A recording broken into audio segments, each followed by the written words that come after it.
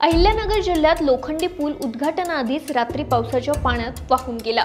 रोहित पवार यांनी ट्विट करून माहिती दिली की विधान परिषदेचे सभापती राम शिंदे यांच्या निधीतून 3 कोटी रुपये खर्च करून विंचरणा नदीवर उभारलेला लोखंडी पूल उद्घाटनाआधीच रात्री पावसाच्या पाण्यात वाहून गेलाय। ट्विटमध्ये त्यांनी असं लिहिलंय की पाऊस जोरदार सुरू आहे, पण त्यात काल पूर्ण केलेलं कामही सहज वाहून जात असेल तर याबाबत बोलायचं नाही असा प्रश्न देखील रोहित पवार यांनी उपस्थित केला।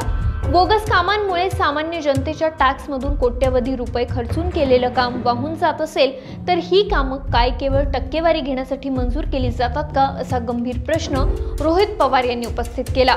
कर्जत जामखेड मतदारसंघात रोहित पवार यांनी राम शिंदेंचा 2दा पराभव केला, पण बीजेपीने राम शिंदेंना विधान परिषदेवर घेऊन सभापती पद दिलं, त्यामुळे या घटनेला राजकीय वळण पण आलंय। रोहित पवार यांनी कर्जत जामखेड मधील आमसभेत अधिकाऱ्यांना चांगलंच फायलावर घेतलं होतं। भर सभेत अधिकाऱ्यांना असं झापल्याने त्यांचा व्हिडिओ सामाजिक कार्यकर्ता अंजली दमानिया यांनी सोशल मीडियावर शेअर केला। यानंतर रोहित पवार यांच्यावर चहूबाजूने टीका झाली। हाच तो व्हिडिओ। आतापर्यंत काय गोट्या खेळत होता का? अरे हे फोटो काय बावड लोक आहेत का? नाही सर, ही काय वेडी लोक आहेत का? खिशात काढ, हात काढ आधी। लय शहाणा काम करतोय तू इथं। मिजाज खोर तू बनू नको, तुला सांगतोय। या लोकांनी दाखवलेलं काम हे आमच्याकडे आलेले, हे खराब क्वालिटीचं झाले।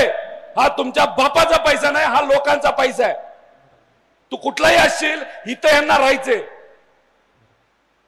त्यामुळे हे खराब कामं आहेत म्हणजे आहेत, ह्या लोकांनी दाखवलेली आहेत। उद्या बघतो, करतो। तुमचे पराक्रम आम्हाला माहिती आहे, तुझ्या अधिकाऱ्याचे पण माहिती आहेत।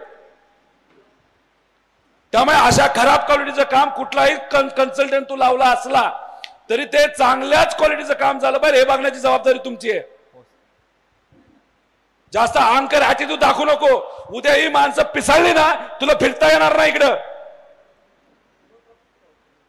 हे असले काम चुकार असतील ना, डायरेक्ट शेण थापा यांच्याशी।